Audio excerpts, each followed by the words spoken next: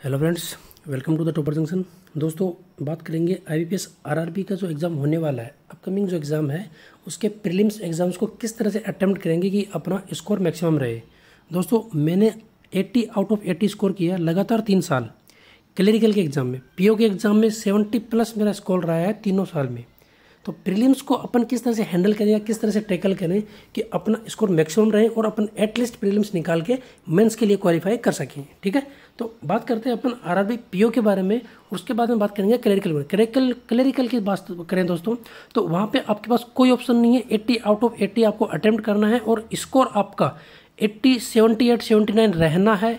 तो उसके लिए आपकी जो प्लानिंग है, जो स्ट्रेटेजी है, जो एक्यूरेसी है, वो किस तरह से काम करने वाली है, या फिर जो अपने को नहीं आते हैं, जो हेजिटेशन है, उसको किस तरह से दूर करेंगे, उसके बारे में बात करने वाले हैं।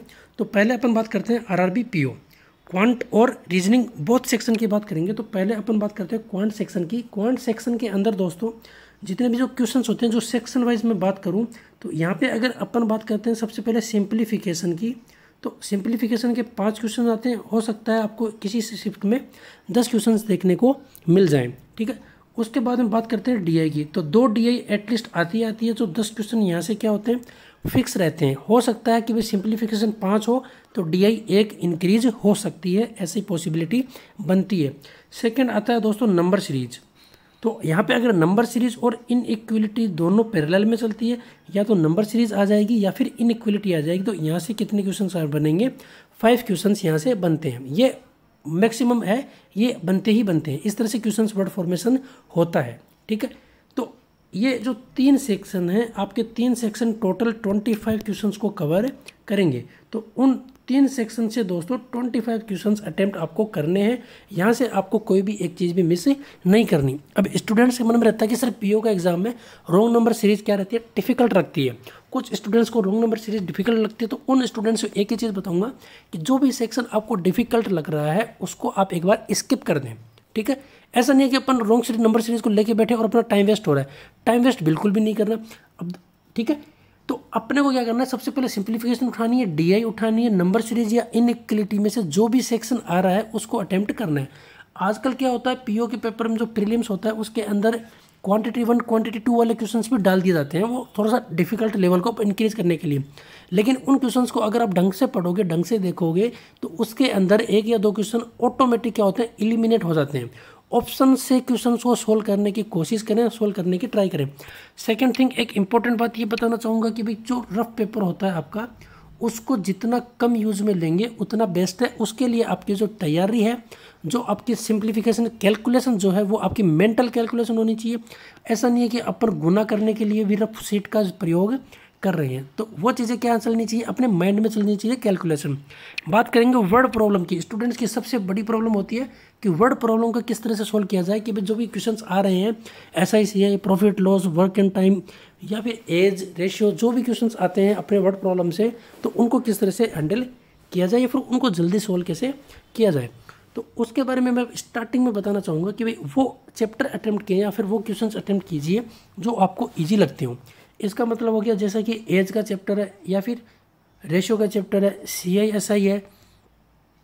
सेकेंड थिंग, इसके अलावा अगर मैं बात करूँ कि बॉटन स्ट्रीम का जो चैप्टर है, ये सारे चैप्टर क्या होते हैं, ये ट्रिकी बेस होते हैं। इनके ऊपर आपको पेन चलाने की जरूरत नहीं है।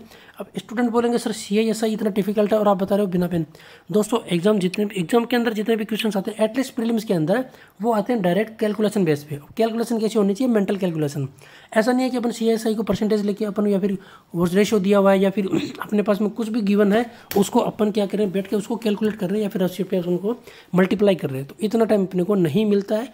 जो भी टाइम है उसी के अंदर अपने को क्वांट सेक्शन को अटेम्प्ट करना है।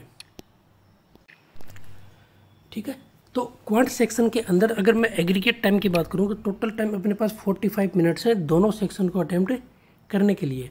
उसमें से अगर अपन ने मैक्सिमम टाइम क्वांट को दे दिया तो रीजनिंग हम सोल्व करेंगे। तो ये कैलकुलेशन आपके अंदर होनी चाहिए। जो भी आप ST लगाए हो, स्पीड टेस्ट जो भी अटेम्प्ट कर रहे हो, उसके अंदर ये अपनी स्ट्रेटेजी बनाइए कि भाई क्वांट सेक्शन को आपको एटलीस्ट कितना मिनट देने हैं, 17 से 18 मिनट।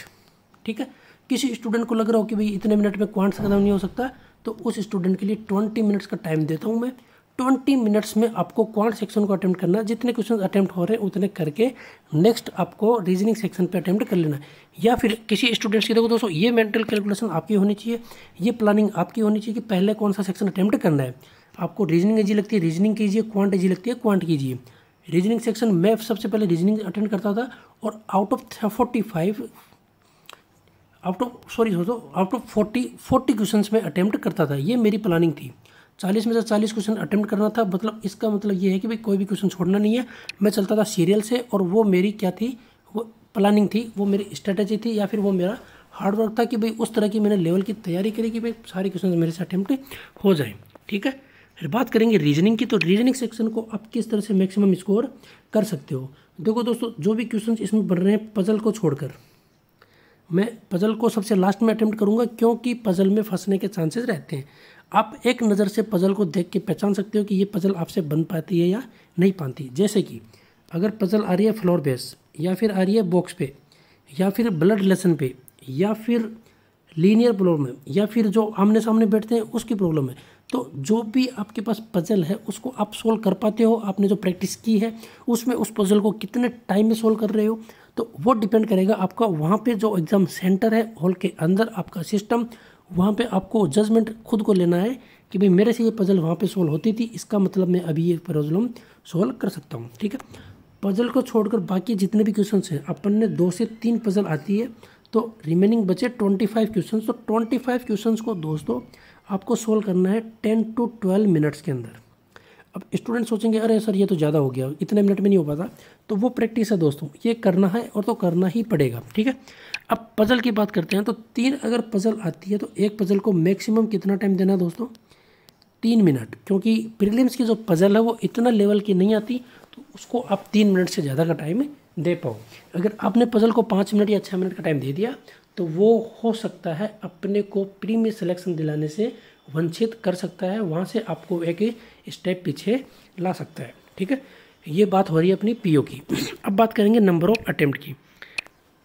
अपने टाइमिंग की बात करी, यहाँ पे मैंने 20 मिनट्स दिए थे, 10 से 12 मिनट थे अपने पास 25 क्वेश्चंस की। रिमेनिंग जो पजल है उसको अगर 3-3 मिनट में भी सोल्व करते हैं, 4 मिनट में भी सोल्व करते हैं, तो अपने पास टोटल 25 मिनट्स हो गया।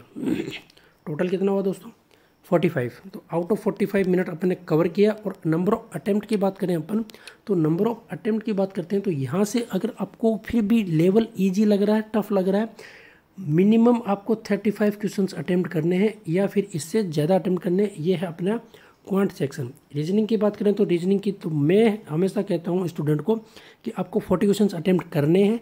बाई चांस कोई पजल नहीं बनी तो आपको 35 तो क्वेश्चन अटेम्प्ट करने ही पड़ेंगे। ठीक है, तो आउट ऑफ 80 70 क्वेश्चंस आपको अटेम्प्ट करने हैं, क्योंकि वहाँ पे एक्यूरेसी भी मेज़र करती है। अगर आपकी एक्यूरेसी 90-95% है तो वो हो सकता है नॉर्मलाइज होके स्कोर आपका जाएगा 65-66। कट ऑफ जाती है दोस्तों 60 ± 1 2, 58 56 59 53 54 ऐसे ही कट ऑफ रहती है। तो आपको ज़्यादा हेडेक लेने की जरूरत नहीं है। वो अपना क्या रहता है, सेफ जोन रहता है। अपन पेपर देके आएंगे और मेंस की तैयारी स्टार्ट कर देते हैं। ठीक है, नेक्स्ट की बात करते हैं अपन IBPS क्लरिकल के एग्जाम की। तो क्लरिकल में सबसे पहले बात करते हैं क्वांटिटेटिव एप्टीट्यूड। दोस्तों इसमें टारगेट रहता है अपना 40 आउट ऑफ 40 का। इसमें ऐसा कोई भी सेक्शन नहीं है, ऐसा कोई भी टॉपिक नहीं है जिसको अपन स्किप करके छोड़ के आगे बढ़े, क्योंकि ये क्लरिकल का एग्ज़ाम है।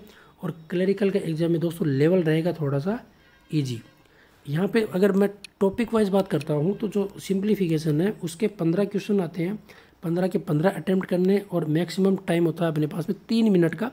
3 मिनट में सिंप्लीफिकेशन ख़त्म करना है। ऐसा नहीं है कि इन 15 क्वेश्चन को ख़त्म करने के लिए आपने 7 से 8 मिनट वेस्ट किए हैं। अगर आपने 7 से 8 मिनट वेस्ट कर दिए तो आप एक स्टेप पीछे चले जाएंगे उन स्टूडेंट से जो स्टूडेंट सिलेक्शन लेते हैं। ध्यान रखिएगा, क्योंकि ये चीज़ें मैंने फील करी थी। लगातार 3 साल मैंने आउट ऑफ 40 अटैम्प्ट किए थे और स्कोर भी मेरा 80 आउट ऑफ 80 आया था। तो वो इसी वजह से आया था कि भाई जो प्रैक्टिस थी, जो ST थे, वो उसी हिसाब से प्रिपेयर किया कि भाई उसको मैंने टाइम से पहले ख़त्म करना है। ठीक है, नेक्स्ट बात करते हैं अपन सिंप्लीफिकेशन के बाद में नंबर सीरीज या इनइक्वालिटी या फिर DI की बात करें। ये जो दोस्तों टॉपिक सारे सेम है लेकिन लेवल ईजी रहेगा। DI में आपको पेन पेपर नहीं चलाना, डायरेक्ट आपको स्क्रीन पे देख के क्वेश्चन सोल्व करने हैं। नंबर सीरीज इजी रहती है, उसको सीक्वेंस में आपको सिर्फ प्रेजेंस ऑफ माइंड के साथ में देखने की ज़रूरत है, आपका क्वेश्चन सोल्व हो जाएगा। वर्ड प्रॉब्लम के क्वेश्चंस इतना डिफिकल्ट नहीं है कि आप वहाँ पे सोल्व नहीं कर पाओ, ठीक है। मैं कर सकता हूँ, इसका मतलब आप भी कर सकते हो, और वो इजी कर सकते हैं, आराम से अटेम्प्ट हो सकता है। नेक्स्ट बात करते हैं रीजनिंग की। रीजनिंग में दोस्तों आपको क्वेश्चन नंबर 1 to 40 आपको complete as it is solve करना है। ऐसा नहीं है कि अपने पजल भी छोड़ दिए। अगर पजल आ रही है, किसी स्टूडेंट को डिफिकल्ट लग रही है तो वो स्किप करें। अदरवाइज मेरी प्लानिंग थी कि भाई मैं पजल को भी साथ के साथ में सोल्व करूँगा। और दोस्तों क्लरिकल में अगर आपके पास 3 पजल आ रही है तो 2 पजल आपको 1-1 मिनट में ख़त्म होगी। हो सकता है दूसरी पजल आपसे 4 मिनट का समय लेती हो, तो उसको 4 मिनट का समय देना भी है, क्योंकि अपनी 2 पजल हैं वो अपन ने 1-1 मिनट में ख़त्म कर चुके हैं। क्योंकि वहाँ पे 2 पॉसिबिलिटी या 3 पॉसिबिलिटी बनती हैं, 2 पॉसिबिलिटी कैंसिल होकर आपकी पजल लेस देन 40-50 सेकेंड्स में ख़त्म होकर आपको क्वेश्चंस को अटेम्प्ट करना है 1 मिनट के अंदर अंदर, ठीक है। तो टोटल टाइम की अगर मैं बात करूँ तो आपको क्वान्टिटेटिव एप्टीट्यूड को आपको देना है 17 से 18 मिनट, और ये 17 से जो 18 मिनट का टाइम है, इसके अंदर आपको आउट ऑफ 40 क्वेश्चन अटेम्प्ट करने हैं। क्योंकि अपने को टाइम कहाँ बचा रहे हैं अपन, रीजनिंग सेक्शन की पजल के लिए। इसको सोल्व करना है आपको 20 मिनट्स में। रीजनिंग सेक्शन को 20 मिनट्स में ख़त्म करके टोटल टाइम हुआ है आपके पास में 38 से 40 मिनट्स। बोलोगे सर इतना तो हो ही नहीं सकता, आप मतलब बेवकूफ़ बना रहे हो, या फिर ऐसा कि बोलना आसान है करना नहीं है। दोस्तों मैं अपना जब पेपर स्टार्ट करता था, क्लरिकल का पेपर बता रहा हूँ, जब मैंने 80 आउट ऑफ 80 अटेम्प्ट किए हैं, जब भी लगातार 3 साल में, उन पेपर को मैंने 35 से 30 मिनट में ख़त्म किए हैं। लास्ट के जो 8 से 9 मिनट थी वो मेरे पास में क्वेश्चंस को चेक करने के लिए रहता था कि भाई क्वेश्चन मैंने कर लिया, देखता हूँ कैसा है। ये मैं टाइम बचा के रखता था, ये टाइम मेरे पास बचता था। मैंने हर पेपर को तीनों साल में 35-36 मिनट में ख़त्म किया था। ये प्रैक्टिस थी, ये आपको भी करना है। स्ट्रेटजी प्लानिंग अगर फॉलो करते हैं अपन तो क्वेश्चन इजीली अटेम्प्ट होते हैं। अगर अपन क्या करते हैं, अक्सर क्या होता है कि भाई लास्ट में जाके अपन बोलते हैं अरे यार टाइम कम मिला, या फिर अपने पास डीआई रह गई, या फिर अपन पजल को सोल्व नहीं कर पाए। वो देखो दोस्तों, अपने जो एसटी लगाए उसमें अपने को पता है अपना वीक सेक्शन कौन सा है और स्ट्रॉन्ग सेक्शन कौन सा है। सबसे पहले स्ट्रॉन्ग सेक्शन को अटेम्प्ट करें, उसके बाद में वीक सेक्शन पे आए, वीक सेक्शन को अटेम्प्ट करें। आपके क्वेश्चंस 80 आउट ऑफ 80 अटेम्प्ट होंगे। All the best, best of luck, ठीक है। अगर किसी स्टूडेंट को कोई क्वेरी हो तो वो मुझे कमेंट बॉक्स में कमेंट करके बताइए, उसको सॉल्व करने की पूरी कोशिश की जाएगी। थैंक यू दोस्तों, गुड लक।